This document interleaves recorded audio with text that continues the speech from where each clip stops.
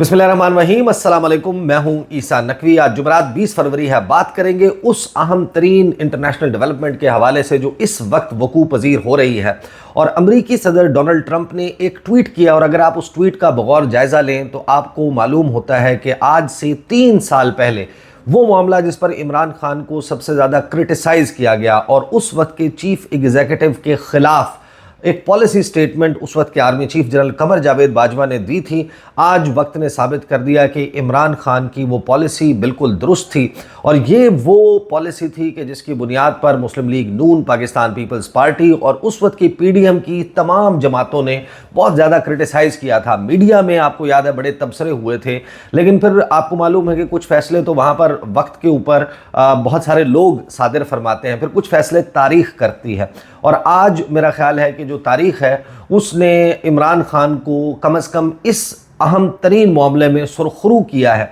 आज से तकरीबन 1035 दिन पहले, यानी 3 साल पहले 2 अप्रैल को इस्लामाबाद सिक्योरिटी डायलॉग हुआ था। और ये वो वक्त है जिस वक्त इमरान खान के ख़िलाफ़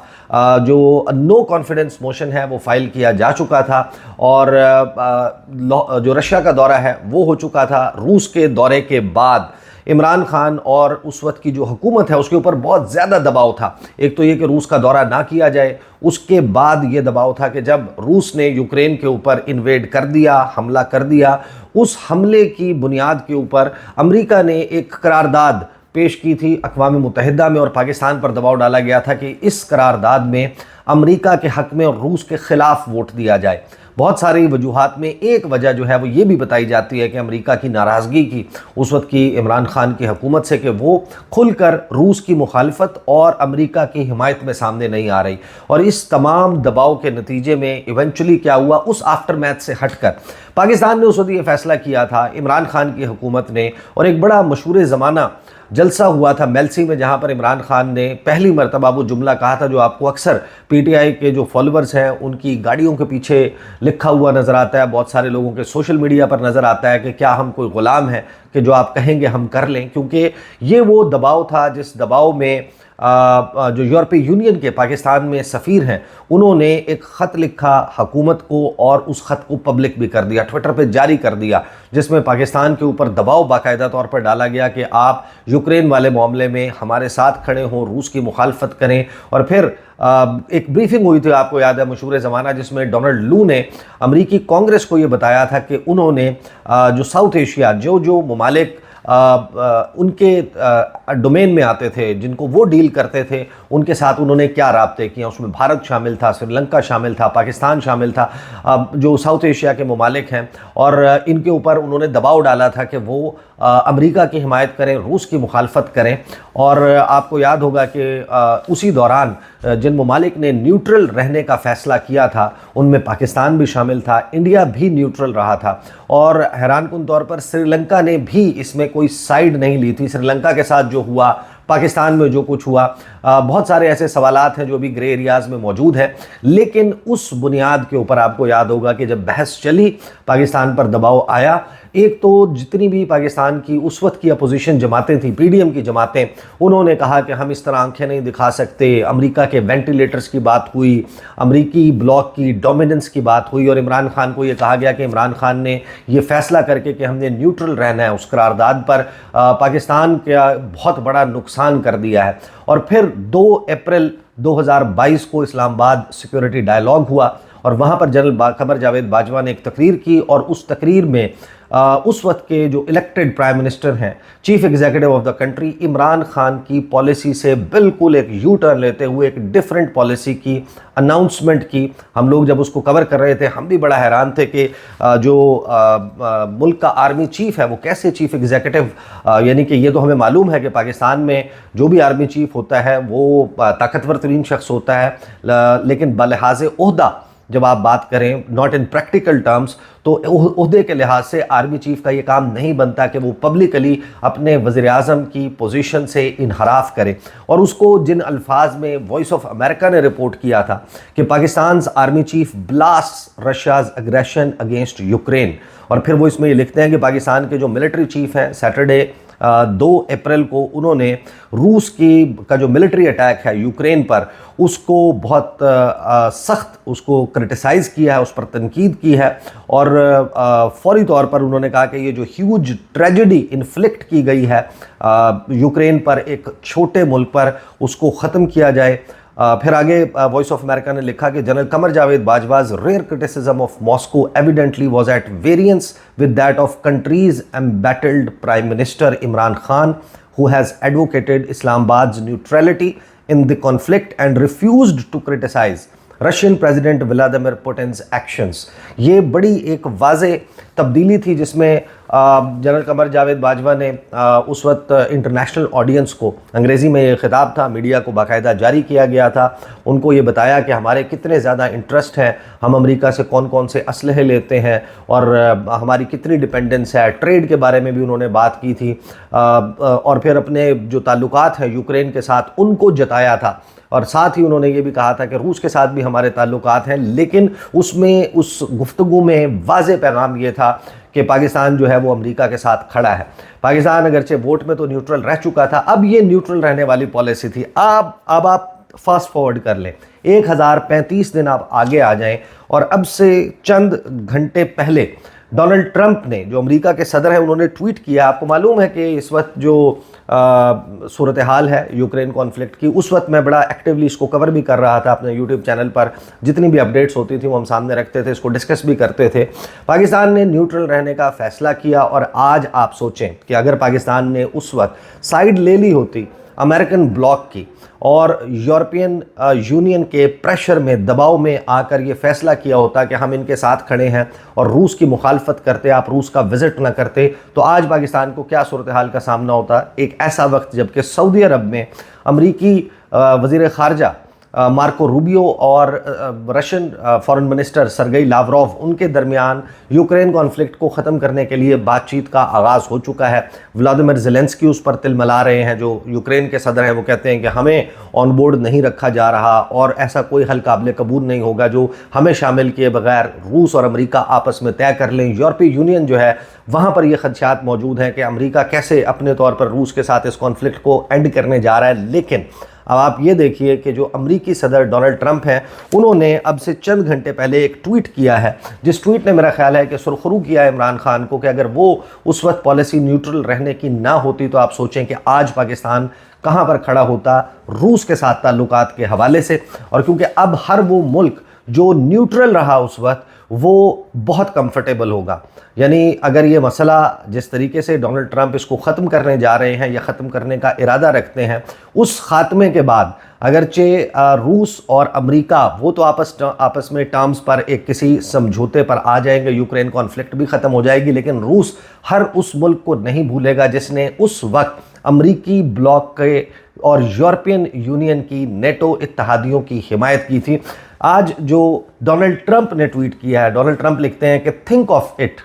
सोचें इसके बारे में, अ मॉडेस्टली सक्सेसफुल कॉमेडियन, के एक आम सा मज़ाहिया अदाकार Volodymyr Zelensky talked the United states of America into spending $350 billion, कि उसने बातों में लगाकर अमेरिका को कायल किया कि $350 अरब लगाए एक ऐसी जंग में जो जंग कभी जीती नहीं जा सकती थी, that never had to start, जो शुरू भी नहीं होनी थी, but a war that he without the US and Trump will never be able to settle. कि अब ये वो एक ऐसी जंग बन चुकी है कि अमेरिका के बगैर और डोनाल्ड ट्रंप के, यानी उनके खुद के बगैर, व्लादिमीर ज़ेलेंस्की अब इस जंग को ख़त्म भी नहीं कर सकता। आगे वो ये लिखते हैं Donald Trump, The United States has spent $200 billion more than Europe, and Europe's money is guaranteed, while the United States will get nothing back. Why don't sleepy Joe Biden demand equalization? Why did not? In this war is this war is far more important to Europe than it is to us. उन्होंने कहा कि जो $200 अरब है वो हमने ज़्यादा लगाया, America ने जो है वो यूरोप ने जितने पैसे स्पेंड किए उसके मुकाबले में, यूरोप के मुकाबले में अमेरिका ने जो पैसे लगाए वो $200 अरब थे। $150 अरब कुल यूरोप ने इस जंग में खर्च किया, जबकि अमेरिका ने $350 अरब का जो है वो इस जंग पर ख़र्चा किया। और जो बाइडन ने इसके ऊपर इक्वलाइजेशन डिमांड नहीं की कि जितना पैसा हम लगा रहे हैं उतना ही पैसा यूरोप भी लगाता।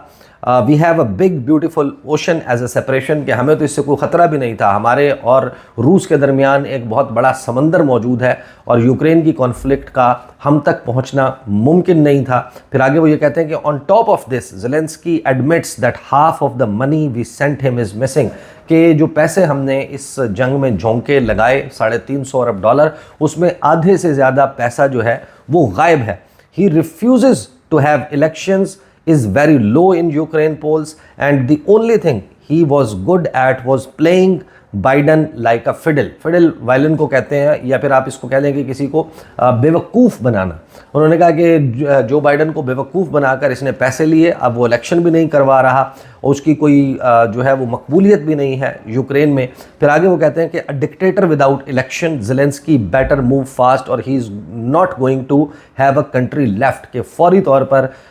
ये जो डिक्टेटर है इलेक्शंस के बगैर वाला डिक्टेटर ज़ेलेंस्की, उसको फौरी तौर पर इस मामले के इसके तस्फिये की तरफ जाना चाहिए, अदरवाइज़ दूसरी बसूरत दीगर उसके पास कोई मुल्क ही नहीं रहेगा। In the mean time we are successfully negotiating an end to the war with Russia, something all admit only Trump and the Trump administration can do. उन्होंने कहा कि इस तमाम वक्त के दौरान हम पूरी कोशिश कर रहे हैं कि रूस के साथ नेगोशिएट करें इस जंग के ख़ात्मे को, और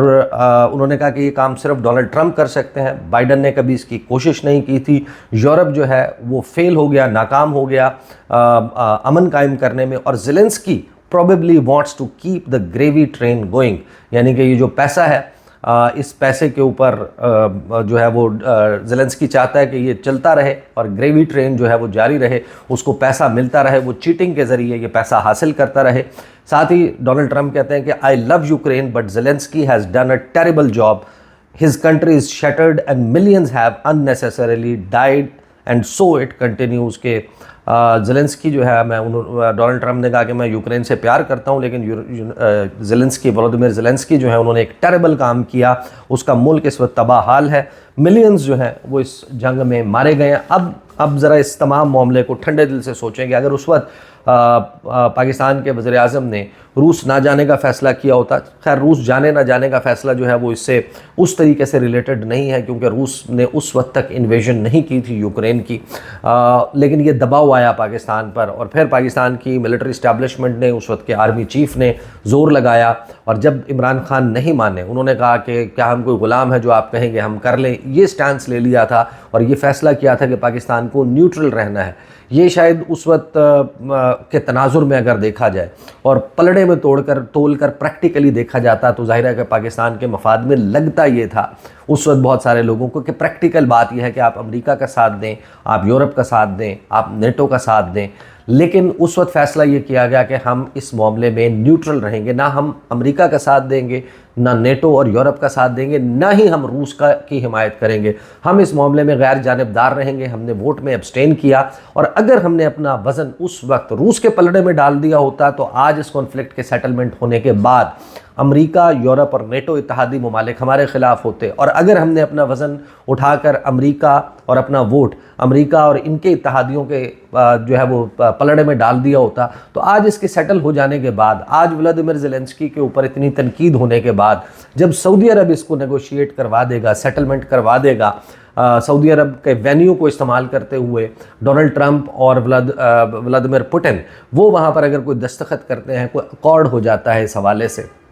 तो आप सोचेंगे फिर पाकिस्तान के हवाले से रूस के किस किस्म के जज्बात होते कि जब वो वक्त आया था तो हमारे ख़िलाफ़ इस मुल्क ने खड़े होकर वोट दिया था। तो जो आपकी रीजनल ममालिक हैं उनके साथ आपके ताल्लुकात, और हर वो मुल्क जो रूस के असर के अंदर है, ज़ेर असर है, रूस के ताबे अपनी फ़ॉरेन पॉलिसी बनाता है, उसके साथ आपकी कैसी जो है वो ताल्लुकात होते हैं, आप अंदाज़ा लगा सकते हैं। ये जो शहबाज शरीफ की हुकूमत